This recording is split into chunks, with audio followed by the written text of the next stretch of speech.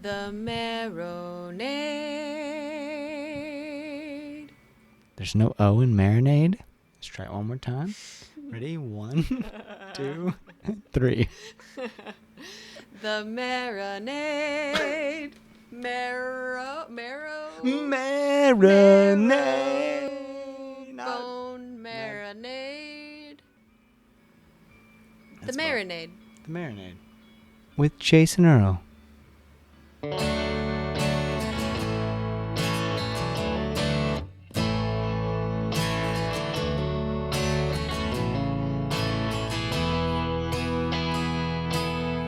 Nine times out of 10, I'll take my own cab home. I thank him for the drinks and spend the night alone. But when I feel as high as my soul does glow, the angel on my shoulder dares to show. I take a long way home. I take a long way. Welcome to The Marinade with Jason Earle, a free-flowing conversation about the creative process with creative people. This is episode 54, and our guest is Jade Jackson. Lust is just a fire I've been trying to tame. I feel it if I must, but keep the heat contained. It's the winds inside my heart that fan my flame. All right, let me set the scene for you. Good friend of the Marinade, Patty Patrone, and her husband were at the Shovels and Rope show. We actually got to meet for the first time there in person. And they mentioned how excited they were to see Jade Jackson open for Lucero in a few weeks. I knew the name, but I wasn't really familiar with Jade's music, so I listened and was immediately sold. She's an incredible songwriter, and I was so excited that she said yes to the show. My photographer friend Alicia Pollock's there. She's covering the show, so she agrees to come early and get photos of us with Jade and Ben Nichols. Lucero was sound checking, so a member of their team offered up the band's tour bus as a place to record. And that's where we sit with Jade, a singer and songwriter from California whose 2019 release Wilderness is a powerful collection of songs. Head on over to jadejackson.com for all things Jade, including a physical copy of Wilderness. Everyone, it is my great honor to present my conversation with Jade Jackson. 9 times out of 10, I'll write my number wrong. If I wasn't lonesome, how would I stay strong? When depression's dark as the night is long, a pair of arms becomes where I belong. I take a long way home. I take a long way home. After all you put me Make sure I'm honoring your time. I take a long I want to talk about all the stuffs, I take a long especially this is your first one, so this is so exciting. Your record is wonderful. Well, both your records are wonderful. Thank you. But Wilderness is the one I've been wearing out recently. Sweet. And I absolutely love it. And I want to talk process. But I want to start with this whole idea of like the story of how you ended up with Mike Ness and going from a fan to working with him is really interesting. And folks can dig that up if they want to. But what I'm interested in that whole aspect is the idea of like the parallels between punk rock and country music and how that seems to work sometimes and how those old punk guys seem to just get how to make a country song sound like something special. Do you have any sense of what that is or why that works, or have you learned anything from working with him? You know, I grew up on both old punk and old country, so those were the two main influences of mine since I was a kid. And after working with Mike and getting to know Mike, even before we started working together, we both had so many similarities in the artists that we loved. We both love Buck Owens, Johnny Cash, George Jones, and I think what those, when I'm talking like older country, that's what I think about, you know, like Sure. Ray Price or, you know, those guys. I think that their songwriting is similar to older punk in that it's dark. It's not like bubbly. It's not like bubble gum. It has something to it that makes your heart hurt. And so that was the connection I always saw between the two genres. And it's also the thing that I loved the most about both the genres and gravitated towards when I started writing myself. Where does that appeal to the darkness come from? The appeal to the darkness, like why do I like it? Yeah. Well, it's just what's familiar to me because it's what my dad loved to listen to. So hanging out with my dad was like sitting on the couch in the dark in the living room, like listening to Townes Van Zandt or, you know, Emmylou Harris or something like that. And we just listened. We didn't have a TV growing up. Right. So I listened to a lot of music. Mhm. And my dad's record collection was primarily old punk and old country. So that's just what I grew up with. And I never turned my back on it. I always I loved it. I couldn't abandon it ever. I always like carried it with me, you know. What an education. Like what an incredible way to grow up, learning to listen to those records. I know, yeah, it's pretty awesome. But if I understand correctly, you were a Social Distortion fan, right? Yeah. So how did that side get developed? Like, I'm not picturing necessarily from what you've just described that your dad was throwing on punk records. He was. Well, he was. So there was like Okay. the old country guys. There's also Social Distortion. Okay. A lot of like cowpunk, like Cowboy Junkies or like the Gun Club and like those types of artists. But Social Distortion was definitely one of the artists that my dad would play. Mm-hmm. And Mike Ness's solo albums too, which are more country, I think. Right. They're more of that sound. And I was, of course, I was a fan. And when I was about 13 and couldn't really fit in anywhere, I got into punk a little more, you know, Right. just on my own, started listening to more like punk rock. And the first concert I ever went to was a Social Distortion concert. Ever? Well, okay, so my dad would take me to like theater concerts when I was a kid. Like I saw Ray Price a handful of times, George Jones. But the first concert I went to by myself and bought a ticket to and like I did it like on my own, you know, was Social Distortion. Wow. Yeah.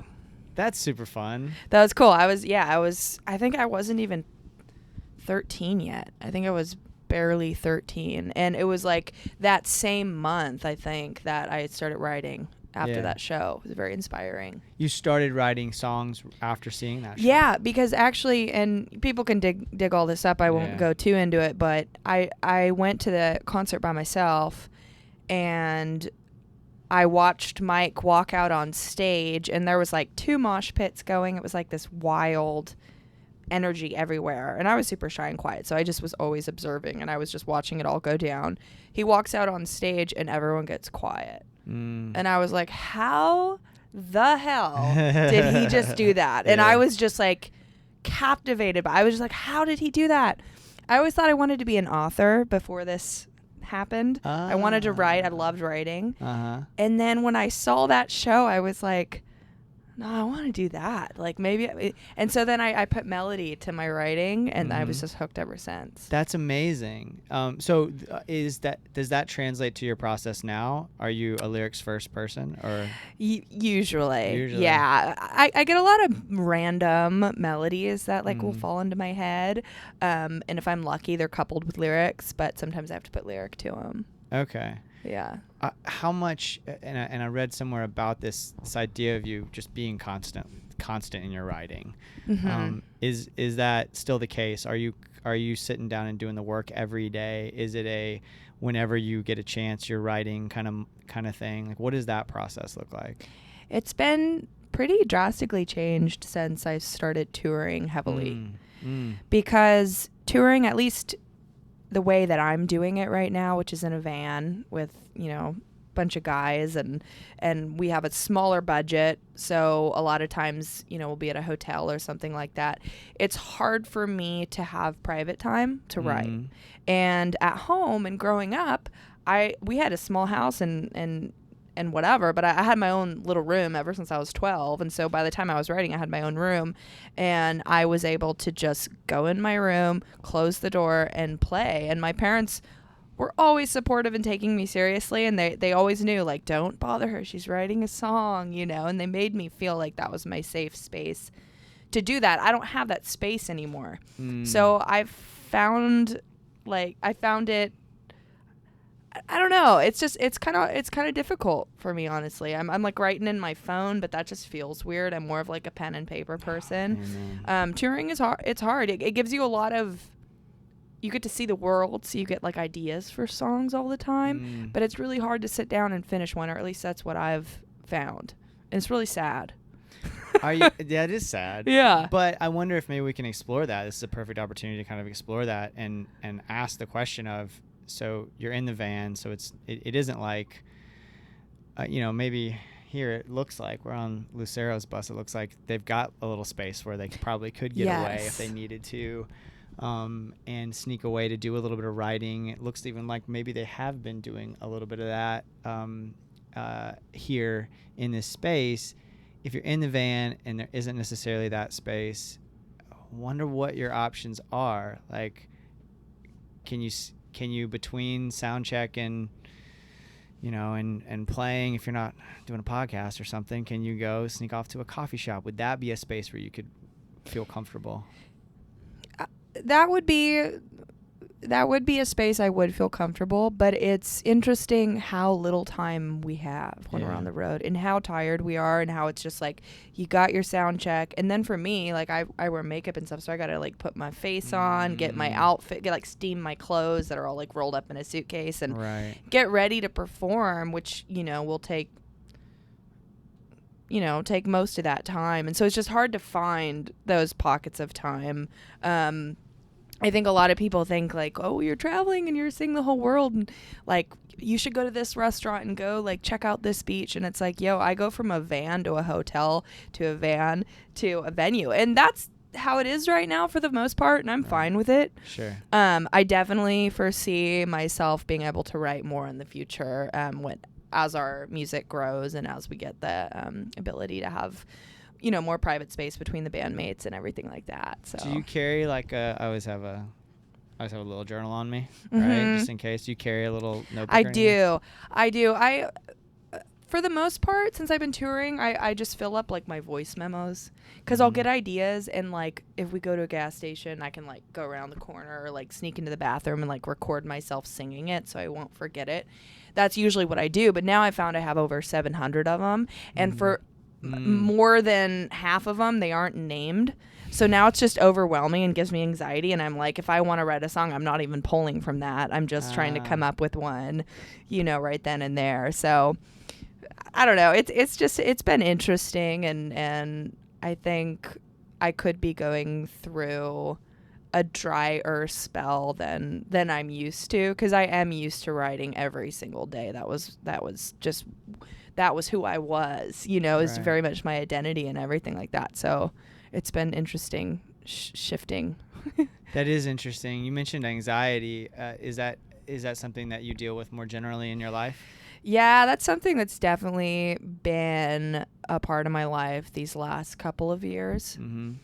And, it really could be that I'm not writing as much now that I think about it, because that was my way to like get it out. And most of my songs, especially as a teenager, were really dark. Right. And people would be like, you seem like such a happy person. Yep. Why are all your songs about killing yourself? And it's like, I don't know. That's just where I get the demons out, you know? And so now maybe they're just hanging out inside and manifesting into panic attacks. So I should probably figure out how to write. For real. Yeah, seriously. Because like I can totally relate to that. We talk about anxiety on the show all the time, and depression on the show all the time, because it's just such a real part of my life. I mean, and that's what I'm interested in really, is like how people deal with it. So for you, are there any other things you do? Writing clearly is therapy. Yes. Singing is clearly therapy. Yes. are there other things that you can do when that's not maybe available to you, or things you have done? So I've tried hypnotherapy, which was extremely helpful for a lot of different things. For anxiety, I reached like this point where I just couldn't, it wasn't helping me like I needed it to.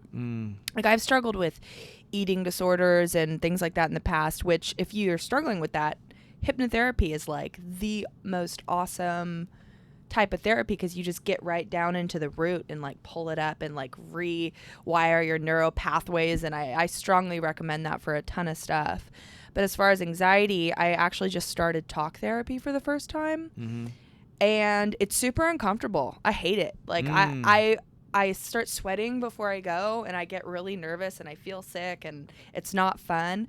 But I put in the work, and it's helped so much because it just gives you tools and different ways to think about what's going on with you, and you don't feel so isolated. Because for me, I don't know about you, but it's like you hear a lot of people have anxiety and panic attacks. But when I'm having it, I feel like I'm the only one. Yep. And I feel like I'm just like, I just want to come out of my skin and disappear. Right. And also what you're experiencing is different from what I'll experience. Your anxiety is going to manifest in a different way. Sometimes mine's fucking flu-like symptoms. Yeah. Right? Get sick. Yeah. Sometimes it's not really that I'm sick. It's that I have the symptoms as if I'm sick. That's so interesting. Yeah. Like I'll feel as though I have the fucking flu. Yeah. And I don't. I'm just anxious, you know? Yeah. But I was just talking about this the other day, because it's also not, what it's not is, I'm not a nervous person. I'm actually pretty laid back. That's not how anxiety manifests for me. It's if I'm not doing the work like you're talking about, then it festers, right? And then it comes out in either a panic attack or, like I said, some other kind of symptom like a flu-like symptom. Yeah, interesting. Yeah. I totally believe in that, how it can manifest itself into like a physical thing, especially if you're more on the empath side of personalities, which I definitely am. Which is like a songwriter 101, right? Yeah. Yeah. So for those of you who are like, what's that? We feel like everything. Yeah. And for me, I know that came from growing up in a home where my parents are amazing, but they drank, and they were, they're drunk for most of my childhood. And so as a kid growing up in that, you stop listening and learning from what they're telling you, because that doesn't add up, and you start watching their body language. Yeah. So I just became really sensitive to like feeling like, energy, and like, because my mom would say like, hey, I'm good, but like she was crying, and when your brain's forming, that's really confusing. Right. Sorry, not to get all dark, but I think that's where I started, developing all these like this ability to feel. And sometimes I wish I didn't have it, because like you said, you get anxious and you throw up, or you wet your pants, or seriously, it's like, it's horrible. Yeah. And it's just because you're anxious, and it's insane. Or it can, if you're not doing the work regularly, it can show up in say your songwriting or whatever it is that your work is, right? Because if that anxiety isn't dealt with, it can get in the way of the things that are important for you. Yeah. So it's great that you're doing the therapy, and doing the work. Yeah, I've just found somebody, and she's really great. She specializes in like younger women, so she works with people my age all the time and helps with like boundaries, and which is great for anxiety, is the boundaries thing, because I feel like I've always just been like a people pleaser, trying to like make the situation good for everybody else and kind of neglecting me. Yeah. So she's teaching me how to, she's like, yo, like if you take care of yourself, like that doesn't mean you're being mean to other people. Like, right. So I'm slowly but surely learning that, and it's been really helpful with touring. Like I've been touring heavily for about 4 years, and my first year was hell. It did manifest in like a crazy sickness, because I was trying to make sure all my bandmates liked me, everyone was happy, and it's like when you're in that close of quarters with humans for that long, like in a van, in the same hotel, on stage, like in the van, people are gonna like not be happy sometimes, and it's not my responsibility to make them smile. I just got to take care of myself, so that's great. Learning that has made touring way more manageable for me. What an incredible lesson to learn. And is that something you have to work on, or are you aware of that now? So I think that the first, or one of the first steps probably is being aware, and I am aware. So now when I'm like, oh, you know, this person in my band like just looked at me weird, like did I do something wrong, or like what did I'm just like, whoa. This like it has nothing to do with me. If they have like a negative energy or they're in a bad mood, like it doesn't have to do with me. And also, if it does, then it's their responsibility to tell me I did something that bothered them. And if they don't, then I'm just going to go about my day as if I didn't do anything wrong, because my intentions are right, you know? Yeah. So it's a hard lesson. It's hard. And I feel like when I'm in therapy, when I'm home, when I got a routine down, when I'm exercising and eating right, like I'm really good at this. Mm-hmm. When I'm on tour and I'm sick and I haven't eaten and I haven't slept, and I haven't showered, all of a sudden these things that I thought I've mastered and dealt with definitely just come right on back into my head. Yeah. Yeah. I mean, I'm people are listening to this going, yeah, dude talks about that all the time. And like that is, I always say if I'm exercising, if I'm eating well, and I'm writing every day, right? Yeah. I'm fine. I'm good. You know, right? Of course there's going to be moments, but if I do those things regularly, then I'm doing the maintenance on myself and going to therapy. I went last night. Right, I'm so jealous. I think I'm going to do a Skype session. I've never done it before, but I'm kind of feeling like I need it. I'm going to call my therapist and be like, hey, can we do this? That's awesome. It's good that you recognize that and you're going to make that effort. Yeah. You know? Yeah. You mentioned drinking in the home as a kid. Did that have any impact on your relationship with substances as you've grown older? I don't know. I haven't really thought about that. People will say if your parents are alcoholics, then you probably have, like, some people think it's genetic. I don't know. Yeah. I definitely drank a lot when I was a teenager just because I was so socially awkward and I didn't have like the ability to make friends. So I would just follow my brother around, who was super social, but he was older. So when I was 14, 15, to socialize, I would follow my brother around, and we'd usually, we grew up in a small town, so that usually entailed us, like, we would have somebody buy us like a 18 pack and we'd all go to the train tracks and we'd drink, natty ice. Right. Ours is in the woods, but yeah.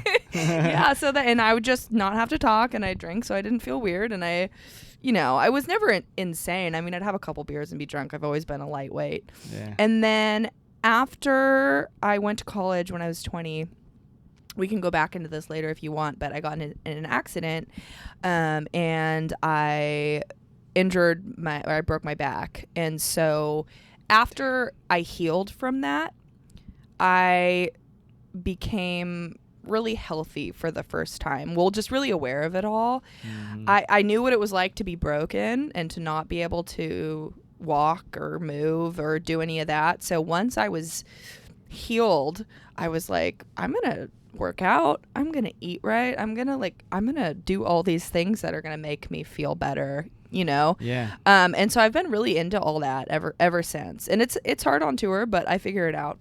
How has that impacted your creative process? I've found that when I'm exercising, like, I like to run. So when I'm running every day, or if I go on a really long run, it clears everything out. So it gives me like this blank page to write on. Right. If I'm not exercising and I just have like that stagnant energy inside, it's harder for me to write. Because it's like, oh, but I got to do this, or, oh, like, I have more voices in my head telling me not to write or that my writing isn't good. When I'm flowing and, like, feeling good, like, I can write all day. Yeah. Do you know what I mean? 100%. Yeah, it's interesting, huh? Yeah, I 100% know what you mean. I just ran a marathon, my very first marathon. Yay! That's awesome. Thank you. And during that time, I had very little time to actually write, but I was more productive, during that time. I was more prolific during that time, I should say. Yeah. Because I was feeling so damn good. I mean, my body was killing me all the time, but emotionally and mentally, Yeah. the thing about running that I love is it purges a lot of stuff. There's so much that comes up, either both on the run and then also afterward. By the end of that 26.2, I was in tears. Just like I cried for probably 20 minutes after I crossed the finish line. That's so rad. No idea like why. You know what I mean? Like Yeah. I couldn't exactly explain that to you. Yeah. It was just this purging of some shit. And then I had about a day or two where I was kind of off and couldn't figure things out, and then I felt great.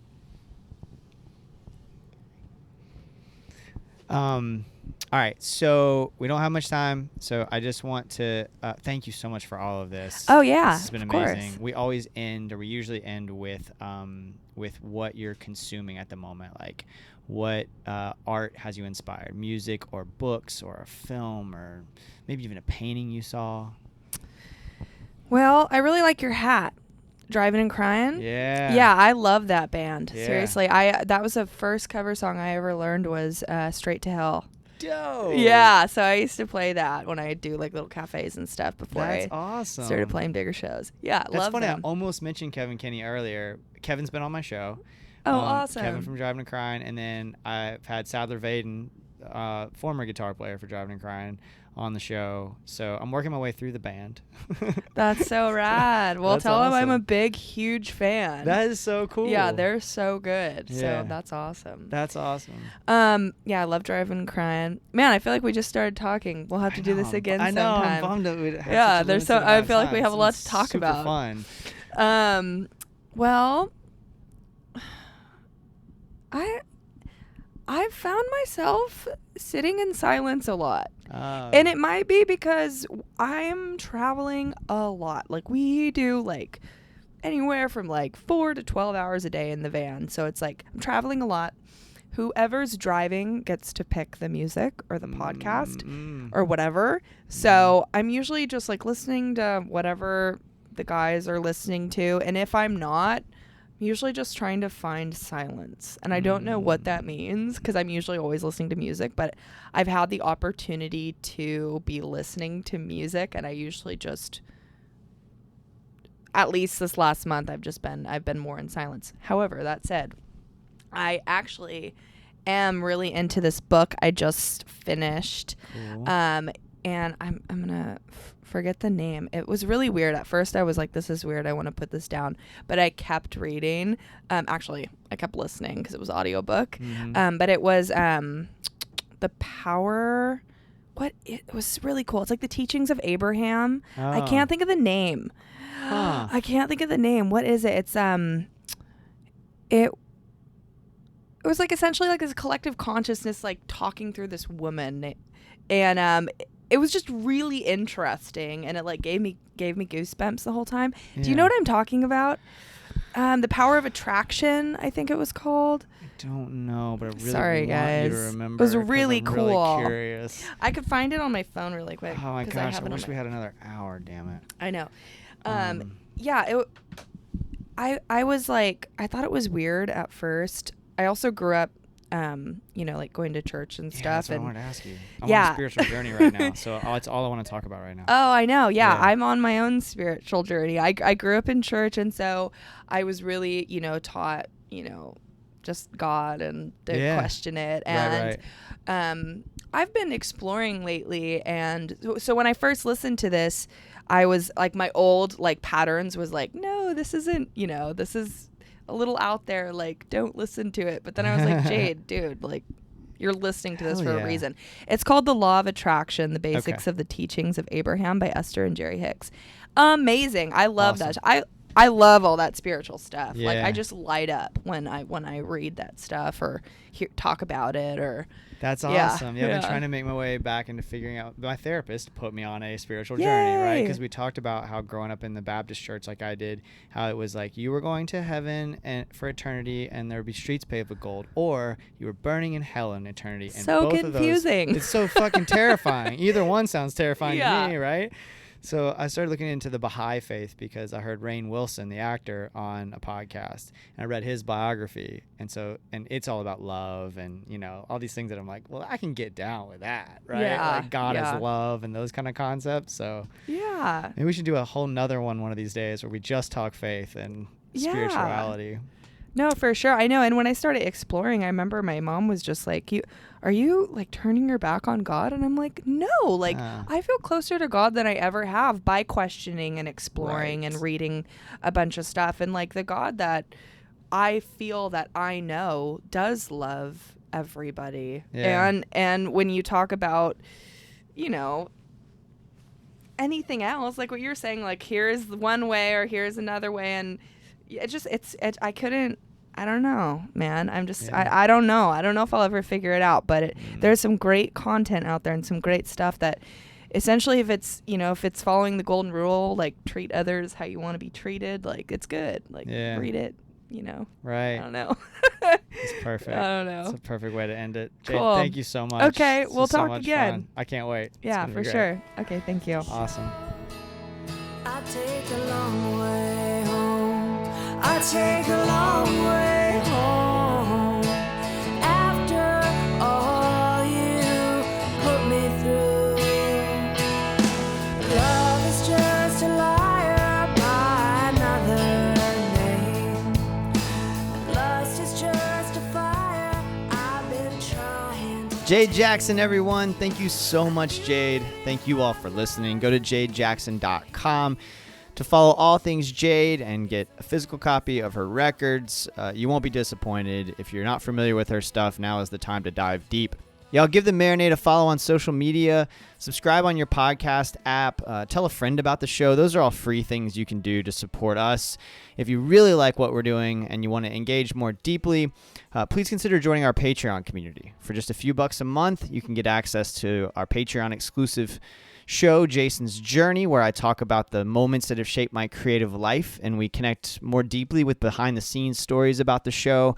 I actually just sent a bunch of stickers and buttons to all our Patreon patrons just yesterday. So those little things, plus we just kind of, it's a nice community where we can kind of connect more deeply about the show, and I answer questions about my own process and about the things that happen with the show over there on Patreon. So if you can swing it, that'd be great. I understand right now, especially, things are kind of tough for folks, so I'm not expecting anything by any means. Speaking of which, it's time for what I'm getting down on, the segment of the show where I talk about the art that is inspiring me at the moment. To say that these are strange times would be an enormous understatement. We're on day 7 here in Orlando of self-quarantine due to the COVID-19 coronavirus. It's a weird time, and there's a lot of fear and concern in the world, lots of anxiety, but I've been trying to focus as much as possible on the silver linings, and I really need to for my own health. So one of the things that has been fun in this whole experience is that my partner Chris and I have been playing Scrabble just about every night. And it's the kind of thing that, we both really enjoy doing. We just don't necessarily do when we have other options. So I feel like we've been connecting, not just playing Scrabble, but just in general, spending more time together. As a result, we've also been trying to keep it as light as we can around the house. So listening to a lot of comedy, revisiting Mitch Hedberg the other night, and we just put on like a Pandora station of Mitch Hedberg, and there were so many great comedians that popped up, and it was really fun to have a silly night like that. And I think the other thing that's been really cool is to see how people are banding together to help musicians and artists. Everybody's doing the best they can. I'm not spending any money, right? It's like I'm not going out anywhere. I'm one of the fortunate folks who still has a paycheck at the moment. So, I'm trying to be prudent, but I'm also trying to do what I can to help folks out. Bandcamp had an amazing day where they waived all the fees and gave the proceeds to artists. So I got Micah Schnabel's Teenage Years of the 21st Century. Been trying to as much as I can, send tips to folks on Venmo. You know, people have been doing live streams. People put on whole concerts. You can just watch. I mean, Amanda Shires has been doing something she calls ISO lounging. Jason Isbell's just playing there with her, singing. She's playing her songs. It just so many great things. Corey Brandon did a guitar lesson yesterday. I'm recording this on a Sunday. And another good friend of the show, G Love, has been doing lessons where he teaches his whole new record, The Juice. So there's been some silver linings, y'all. Like, how cool is that we have access to that kind of thing? And I wonder how this whole thing might change performances in general. Like, people have been doing these stage it shows, and it used to be concert window shows, and I guess for whatever reason I was always kind of hesitant, because there is no substitute for the live music experience, the true in-person live music experience. But I watched BJ Barham's show the other night, and he played Burn, Flick, or Die, the whole record, American Aquarium record, and the sound was kind of messed up, but it just still felt like there was a sense of community. You know, it felt like we were all in this together, and we were all doing what we could do to support. So I think there have been some silver linings, you know, and then on a personal level, not really necessarily related to what I'm getting down on, but I'm just noticing habits of mine that I can work on. I'm noticing things around the house that I've neglected that aren't in my face all the time, but now that I'm here constantly, I'm realizing, like, well, wait a minute, I really enjoy working in my yard, and I don't do it that often. I've been trimming trees around the yard. It's really zen-like for me. It feels good to go through that process, and it's something that, like, I guess just because it's there and I could do it whenever, I think I tend to put off. I don't know if that makes any sense or if that's a good example of what I'm trying to say, but I'm just noticing little things that I can do better in my life, that I'm not putting pressure on myself to do right now. That's not what I mean. I just mean that I've been motivated, because what else are you going to do? You're going to sit and freak out about your existence, or you're going to get some stuff done? I've been trying to choose the latter as much as possible. Y'all, please stay safe. I know that Marinade fans are typically folks who take care of each other and who take care of themselves, and so please make sure you're doing that. We love y'all and appreciate you so much. Until next time, go out and create something. Cheers, y'all.